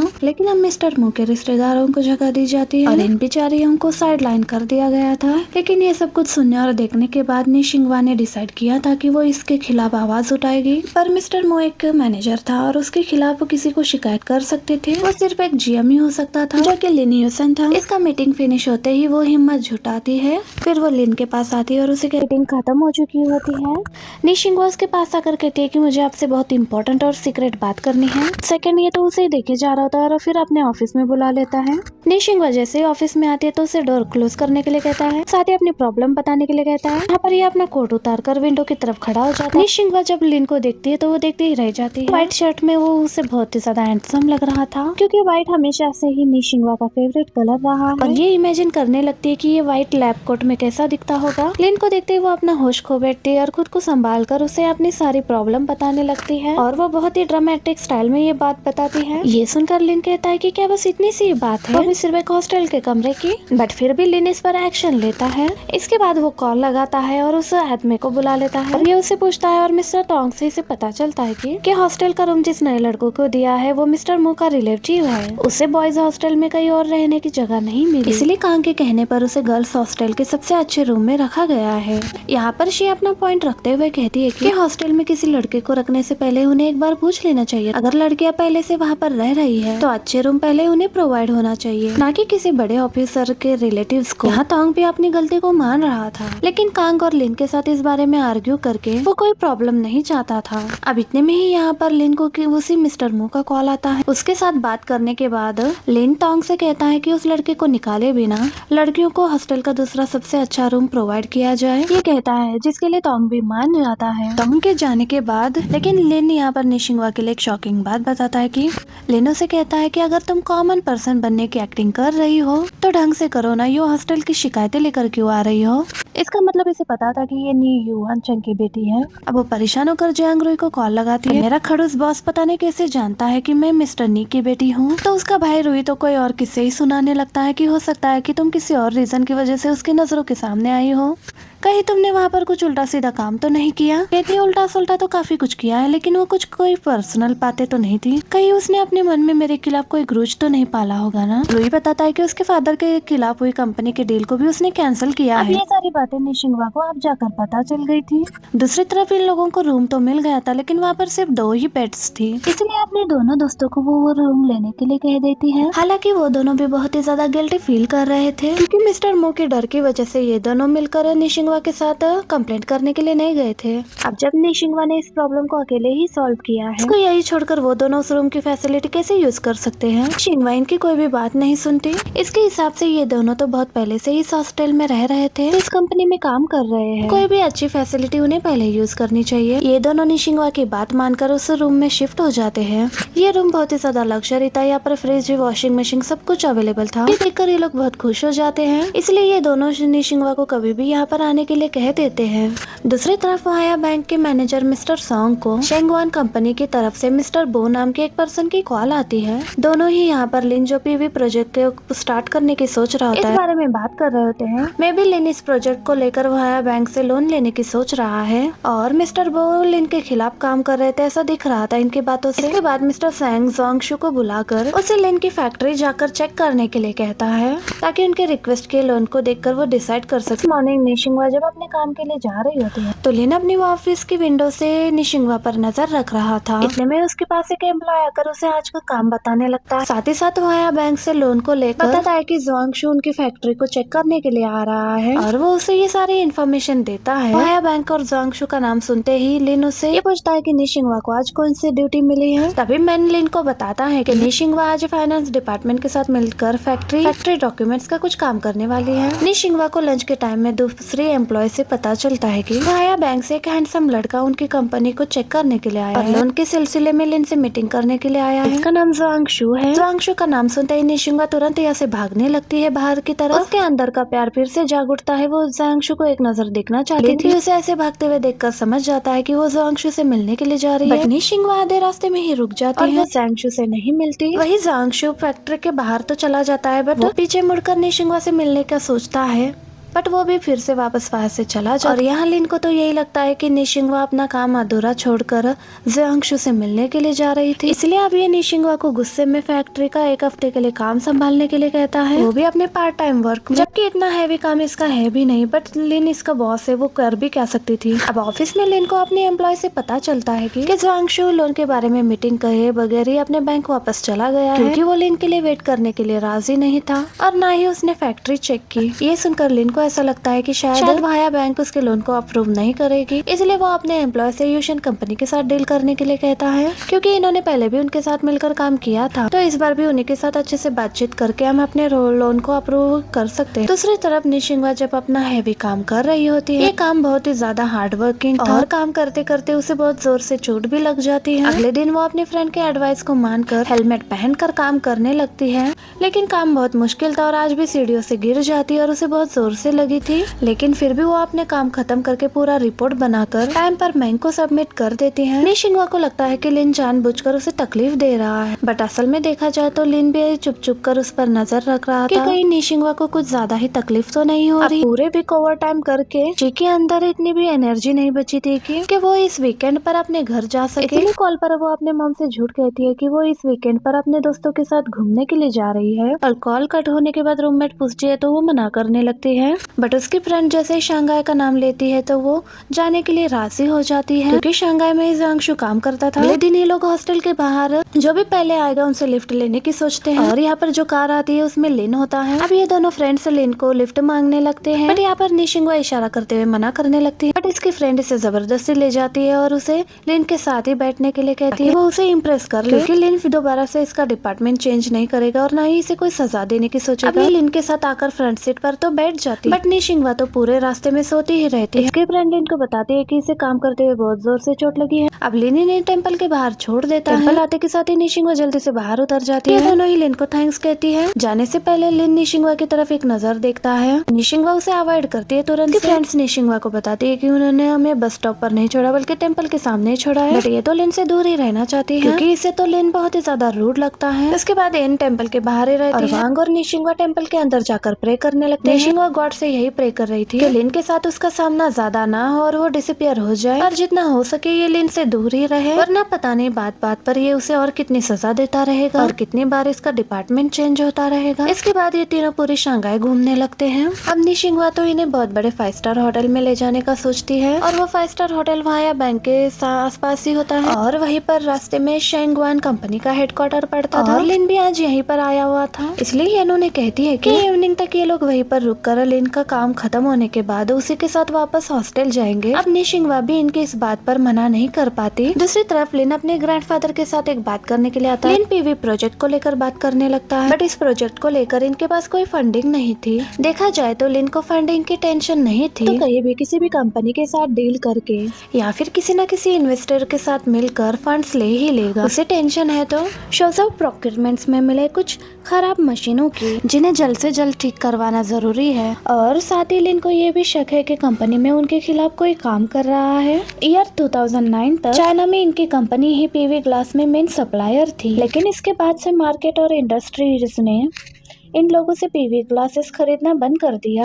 जबकि जिन लोगों से ये लोग खरीदने लगे उनकी पीवी ग्लासेस के साथ इनका सेम क्वालिटी था और साथ ही इनकी कंपनीज के पीवी ग्लासेस को लेकर पेमेंट में भी हेरा फेरी हुई है और पीवी ग्लास का कॉन्ट्रैक्ट वो लोग आईक्यू कंपनी के साथ भी कर रहे थे। अगर इनकी कंपनी का ही कोई पर्सन ये प्रॉब्लम खड़ी कर रहा है तो आईक्यू ग्रुप के साथ भी इनके सालों की पार्टनरशिप भी खराब हो जाएगी। और 2009 से भी वैसे भी आईक्यू ग्रुप के साथ इनका रिलेशन कुछ ठीक नहीं है। इनका इतना सब कुछ रिसर्च देखकर उसके ग्रैंडफादर उससे काफी ज्यादा खुश थे। दूसरी तरफ निशिंगवा भी शेंगवान के हेडक्वार्टर के सामने खड़ी हुई थी। इन और वांग को लगता है कि वो शायद लिन को देखने के लिए आई होगी, बट निशिंगवा तो यहाँ अपने क्रश जुआंगशु को देखने के लिए आई क्योंकि शेंगवा कंपनी के पास ही हुआयू बैंक मौजूद था जहाँ पर जुआंगशु काम करता है। बट ये अपने फ्रेंड से झूठ कहती है कि मैं तो तुम लोगों को यहाँ पर 5 स्टार होटल में खाना खिलाने के लिए लेकर आई हूँ। जिसके बाद निशिंगवा इन दोनों को होटल में खाना खिलाती है और यहाँ के फूड प्राइसेस देखकर इन दोनों के तो होश ही उड़ जाते हैं। ऊपर से इन दोनों को बिल्कुल भी अंदाजा नहीं है कि निशिंगवा कितनी ज्यादा रिच है। इसके फादर की कंपनी तो एक टाइम पर लिन की कंपनी के साथ जुड़कर काम किया करती थी। निशिंगवा हुआयू बैंक की तरफ देख रही थी। जुआंगशु की शिफ्ट खत्म होने में अभी कुछ टाइम बाकी था, इसलिए ये लंच के बाद अपने दोनों फ्रेंड्स को लेकर हुआयू बैंक के बाजू में एक डेजर्ट शॉप में केक खिलाने के लिए लेकर आती है ताकि जुआंगशु की शिफ्ट खत्म होने तक वो इन दोनों को रोक सके। एंड इसके दोनों दोस्त को यहाँ का डेजर्ट भी बहुत ज्यादा पसंद आता है और ये तीनों एक दूसरे से बातें करने लगते हैं और बातों बातों में निशिंगवा जुआंगशु को एक बार देखने के लिए वेट कर रही थी। इतने में उसकी दूसरी फ्रेंड कहने लगती है कि आज तो वीकेंड है ना, तो आयो बैंक भी बंद ही होगा। निशिंगवा को रियलाइज होता है कि वो जुआंगशु को नहीं देख पाएगी। शुरुआत में हम देखते हैं कि जुआंगशु भी सैटरडे ऑफिस में एक्स्ट्रा वर्क करता है। वो अपने ऑफिस में ही बैठा हुआ था। अब एक कॉलीग भी इसके पास आकर बैठता है और गॉसिप्स करने लगता है। एक्चुअली जुआंगशु अपने ओवर टाइम में शेंगवान कंपनी के बारे में ही रिपोर्ट तैयार कर रहा था, बट इसके बॉस का कोई इंटेंशन नजर नहीं आ रहा था कि वो शेंगवान कंपनी के लोन के लिए ग्रीन सिग्नल दे। उस दिन कंपनी में जुआंगशु की विजिट करते हुए लिन यूसन से मुलाकात तो हुई नहीं थी, लेकिन इसे बाद में पता चलता है कि वो शेंगवान कंपनी के चेयरमैन का ग्रैंडसन है और इसी के साथ साथ उसका कोलीग उसे छेड़ने भी लगता है कि इस कंपनी में तुम ज्यादा इंटरेस्ट इस वजह से तो नहीं ले रहे हो क्योंकि तुम्हारी बहुत पुरानी फ्रेंड यहाँ पर काम करती है। एक्चुअली इसका इशारा तो रोंग की तरफ ही था। एंड इतने में जुआंगशु को रोंग की कॉल आती है और उसे नीचे मिलने के लिए चला जाता है। वो उससे उसी कैफे में बैठकर मिल रहा था जहाँ पर थोड़ी देर पहले निशिंगवान अपने फ्रेंड्स के साथ मिलकर केक खा रही थी। यहाँ पर जुआंगशु और रोंग दोनों ही अपने वर्किंग लाइफ में और अपने जॉब में बहुत ही ज्यादा फिट जा रहे थे। रोंग उसे कहती है कि मैं जल्दी वापस आ गई हूँ, तुम्हारी मॉम ने कुछ चीजें भिजवाई थी और मैं होम टाउन से तुम्हारे लिए वो चीजें ले लेकर आई हूँ। ये दोनों बचपन से लेकर अब तक काफी क्लोज थे, नेबर्स थे और एक दूसरे को अच्छे से जानते भी थे। इसके बाद रॉन्ग यहाँ पर अपना फेवरेट केक ऑर्डर करते हैं, लेकिन उसे पता चलता है कि थोड़ी देर पहले वो खत्म हो चुका है। कुछ गर्ल्स आई थी जो बहुत सारा पार्सल कराकर साथ ले गई थी और वो गर्ल्स और कोई नहीं बल्कि निशिंगवा एंड उसकी फ्रेंड्स थी, जो अपने फ्रेंड्स के लिए बहुत सारे केक्स वहाँ से ले जा रहे थे। अब यहाँ से वापस जाने का समय हो चुका था। अब वो जाने के लिए किसी टैक्सी का वेट कर रहे होते हैं। इतने में लिन भी यहाँ से गुजर रहा होता है दूर से और वो इसको देखता भी है, बट इस टाइम वो रुकता नहीं है। निशिंगवा तो बार बार हुआया बैंक के बिल्डिंग की तरफ ही देखी जा रही थी एंड मन में सोचने लगती है कि शंघाई कितना बड़ा सिटी है, यहाँ पर कोइंसिडेंटली आपका किसी से सामना हो जाए ये तो बिल्कुल भी पॉसिबल नहीं है। और बस यही सपना अपने दिल में सजाए कि कहीं मुझे एक बार तो ज़ियांगशु नजर आता तो अच्छा हो जाता था। जिसके बाद ये लोग यहाँ से जाते हैं एंड में भी लिन ने इन लोगों को इसलिए भी लिफ्ट नहीं दी थी क्योंकि वो डॉक्टर के पास विजिट करने के लिए आया था। वो तो बस यही चाहता था कि उसका हाथ दोबारा से रिकवर हो जाए और वो पहले की तरह पैशनेटली सर्जरीज कर सके। डॉक्टर उसे कहता है कि तुम्हें ज्यादा से ज्यादा एक्सरसाइज करनी होगी, तुम्हारी नॉर्मल एवरीडे लाइफ तो बहुत अच्छे से जा रही है लेकिन तुम अपना सर्जरी वाला स्कैल्पेल नहीं उठा सकते। अब यहाँ से वापस जाते हुए वो देखता है कि सड़क पार करते हुए एक लेडी एक मोटरसाइकिल से टकराने वाली थी। ये भागते हुए जाता है और उस आंटी को बचाने लगता है। उस आंटी को बचा तो लेता है बट उसे बहुत ज्यादा चोट लगी थी। अब ऑफिस में बॉस आकर ये सारी बात इन सबको बताते हैं। अब निशिंगवा जैसे इस न्यूज को सुनती है तो इसे ऐसा ही लगने लगता है कि जब मैंने टेम्पल में जाकर यही तो विश मांगी थी कि उसके साथ कुछ हो जाए, लगता है मेरी विश पूरी हो गई है। लेकिन मैंने नहीं सोचा था कि मेरी विश इस तरह से पूरी होगी। अब निशिंगवा को ना चाहते हुए भी कहीं ना कहीं गिल्टी फील हो रहा था क्योंकि इसी ने उसे बद्दुआ जो दी थी। अब बॉस पूछता है कि कौन होगा, हफ्ते में 1-2 बार उसे फाइल्स डिलीवर करने जाएगा। ये सुनते ही निशिंगवा खड़ी हो जाती है और मैं जाऊंगी कहती है और कहने लगती है कि मैंने पहले बहुत सारी गलतियाँ की है और अब मैं बॉस की नजरों में थोड़ा अच्छा बनना चाहती हूँ। इसके बाद वो सारे फाइल्स लेकर लिन के घर में पहुँच जाती है और यहाँ पर उसकी एक मेड थी जिसका नाम मिस छेन था। वो बहुत अच्छे से इसका वेलकम करती है। अब वो सारे फाइल्स लिन के रूम में ले जाती है। इस टाइम पर लिन अपने स्टडी रूम में था। अब ये इसके पास आकर उसे फाइल्स दे देती है और उसका हालचाल भी पूछने लगती है और बाहर वेट करने के लिए बैठ जाती है। इसे लग रहा था कि इसे हफ्ते में 1-2 बार ही यहाँ पर आना होगा, लेकिन लिन इसे नेक्स्ट डे फिर बुला लेता है। अब ये नेक्स्ट डे फिर से इसके घर आ जाती है। फाइल्स देने के बाद यहाँ पर मिस चैन उसके साथ बैठकर बातें करने लगती है। कहती है मुझे भी बहुत अफसोस है और जो भी लिन को जानता है सबको पता है कि वो कितना डेडिकेटेड है, कितना ब्रिलियंट डॉक्टर था, लेकिन शायद किस्मत को कुछ और ही मंजूर थी। इसके बाद ये वहीं पर बैठकर वेट करने लगती है और झांकते झांकते वो उसके विंडो में देखने लगती है। वो पकड़ी जाती है। लिन उसे अपने पास बुला लेता है और उसे बताने लगता है कि मेरे केयर टेकर तो कल छुट्टी में जाने वाली है, कि तुम ऐसा करो कि तुम मेरे घर की एक की लेती जाओ और फिर से तुम्हें कल आना है कुछ फाइल्स को डिलीवर करने के लिए। ऑफ कोर्स मैं तो नहीं आ सकता दरवाजा खोलने के लिए, इसलिए की तो तुम्हें ही रखनी पड़ेगी। दूसरी तरफ ऑफिस में भी बहुत सारे लोग गॉसिप करने लगे थे। पूछते हैं कि लिन तुम्हें रोज रोज घर क्यों बुला रहा है, कोई गड़बड़ तो नहीं है। लेकिन इन्हें क्या पता था कि ऐसा कुछ भी नहीं था। निशिंगवा आज फिर से यहाँ पर आती है एंड उसके बहुत अच्छे से टेक केयर भी कर रही थी। ये उसके लिए पानी भी लेकर आती है, उसका हालचाल भी पूछती है, उसके लिए कुछ खाना बनाने के लिए भी पूछती है। लेकिन वो उससे पूछता है कि क्या तुम्हें गिल्टी फील हो रहा है, तुम ऐसे क्यों एक्ट कर रही हो जैसे मेरे एक्सीडेंट में तुम्हारी कोई गलती थी। अब वो क्या ही बोलती कि बॉस मैंने स्पेशली टेम्पल में जाकर आपके लिए बद्दुआ की थी और वो भी डिसअपियर होने की। बट ये तो चुप रहती है। लेकिन यहाँ पर लिन के माइंड में बहुत कुछ चल रहा था। वो उसे कहने लगता है कि ये मेरा दूसरा एक्सीडेंट था, पहले जो एक्सीडेंट हुआ था उसने मेरा करियर खत्म कर दिया। उससे पूछता है कि क्या मेरे एक्सीडेंट का सुनकर तुम्हें कोई पुरानी भूली बिसरी यादें तो नहीं आ रही। उसका इशारा था इन दोनों की डेट की तरफ, बट एक्चुअली इस बारे में निशिंगवा तो कुछ जानती ही नहीं थी। ये जिस तरह से एकदम ब्लैंक रिएक्ट करती थी, अब इसका ये रिएक्शन देखकर लिन को तो बहुत ज्यादा गुस्सा आ जाता है। गुस्से में ये उसे कहता है कि यहीं पर छोड़कर जाओ और फिर दोबारा आने की जरूरत नहीं है तुम्हें। इसे बुरा लगता है और यहाँ से जाती है और जैसे ही ऑफिस आती है तो लिन के सारे साइन किए हुए फाइल्स निकालती है और जाकर मिस्टर वोंग को देती है। फाइल्स देते हुए कहती है कि उन्होंने मुझे कल से आने के लिए मना कर दिया है, सारी फाइल्स यहीं पर रख रही हूँ। अब इंजी इससे पूछती है कि लिन ने तुम्हें वापस आने के लिए क्यों मना कर दिया, क्या तुमने फिर से कुछ गड़बड़ कर दिया है वहाँ पर। निशिंगवा कहती है कि लग तो ऐसा ही रहा है। सुनकर तो इंजी भी शॉक्ड हो जाती है, इस बार तुमने ऐसा क्या कर दिया जो बॉस इतना गुस्सा हो गए। ये कहती है कि मुझे क्या पता, मुझे भी कोई भी आइडिया नहीं है, आने भी दो, जैसे ही वापस आएंगे तो फिर से मुझे ओवर टाइम करने के लिए देंगे, अच्छा यही होगा कि थोड़े दिन मैं रेस्ट ही कर लूंगी। ये सुनकर इंजे भी इसे रिलैक्स होने के लिए कहती है। अब थोड़ी देर बाद निशिंगवा को भी पता चलता है कि मिस्टर मू को इंटरनल ऑडिट टीम ने पकड़ लिया है। उसने बहुत सारे गलत काम किए थे और अमाउंट में भी हेराफेरी की थी। शायद अब इसका परमानेंट ठिकाना जेल ही रहेगा। अब इसी नाइट ये सारे फ्रेंड्स इकट्ठी होती है और पार्टी करने लगती है, क्योंकि मिस्टर मू ने तो इन लोगों को तंग करने की काफी कोशिश की थी। यहाँ पर निशिंगवा सोचती है कि ये सब कुछ लिन की वजह से ही पॉसिबल हो पाया है, क्योंकि वो अक्सर स्टोर रूम में आकर सारे पुराने पुराने डेटा चेक करते थे।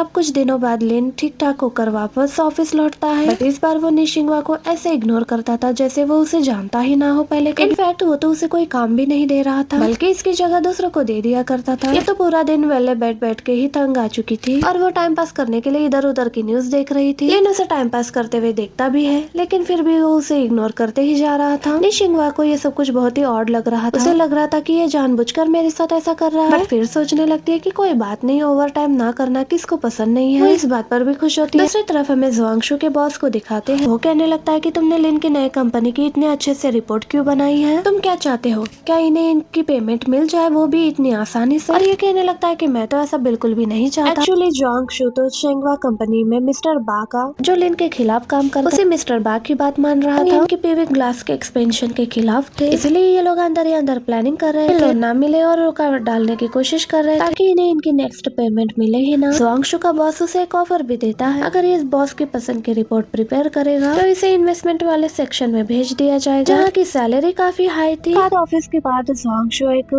बार में जाकर ड्रिंक करने लगता है एंड इतने में ही जुआंगशु को उसके भाई जुआंगफाई की कॉल आती है। जुआंगफाई जुआंगशु से कहने लगता है कि तुम अपने लव लाइफ के बारे में क्यों नहीं सोचते? तुम एक बहुत ही अच्छी लड़की है, तब तो तुम दोनों को ऑफिशियली रिलेशनशिप में आना चाहिए था। लेकिन जुआंगशु कहने लगता है कि लड़की तो एक बहुत अच्छी थी ही सही, लेकिन मुझे लगता है कि मुझे काफी देर हो गई है। अब ऐसा लग रहा था कि वो पछता रहा है निशिंगवा को नो करके। इसी के गम में वो ड्रिंक करता था हर रोज। नेक्स्ट हम निशिंगवा को देखते हैं। वो एनजी के पास आती है उसके वाले बिल्डिंग में, लेकिन एनजी के पास उस वक्त अपने डोर की कीज नहीं थी। उसके रूममेट वांग भी कहीं बाहर चली गई थी। अब ये दोनों सोचते हैं कि अंदर कैसे जाए। इतने में निशिंगवा कहती है कि मैं बालकनी के थ्रू जा सकती हूँ और मुझे हर तरह की चीजों पर और पेड़ों पर चढ़ना आता है। मैं तो कंट्री साइड में ही पली बड़ी हूँ अपनी दादी के साथ। और क्या था, ये बिल्डिंग के ऊपर चढ़ने लग गई थी और दूसरे बिल्डिंग में कूदने ही वाली थी। इतने में नीचे से लिन और उसकी फ्रेंड गुजर रहे थे और यहाँ पर लिन की फ्रेंड ये सीन देखते ही इतने जोर से चिल्लाती है कि ये सुनकर निशिंगवा स्टार्टर हो गई थी, जिसके बाद उसका बैलेंस बिगड़ जाता है। पहले तो वो पेड़ पर गिरती है, जिसके बाद वो नीचे गिरने ही वाली थी। इतने में लिन देखकर आगे बढ़ता है और उसे एक हाथ से कैच कर लेता है। उसे बचाते हुए उसे भी चोट लग जाती है मैं भी। एंड इसी मोमेंट पर हमारा ये पार्ट भी एंड हो जाता है। वीडियो अच्छी लगी तो वीडियो को लाइक एंड चैनल को सब्सक्राइब जरूर कीजिएगा। मैं आपसे मिलती हूँ इसके नेक्स्ट एपिसोड में। Thank you for watching, bye bye. Drama को बिल्कुल मिस मत करिएगा क्योंकि आगे के एपिसोड बहुत ही ज्यादा इंटरेस्टिंग है।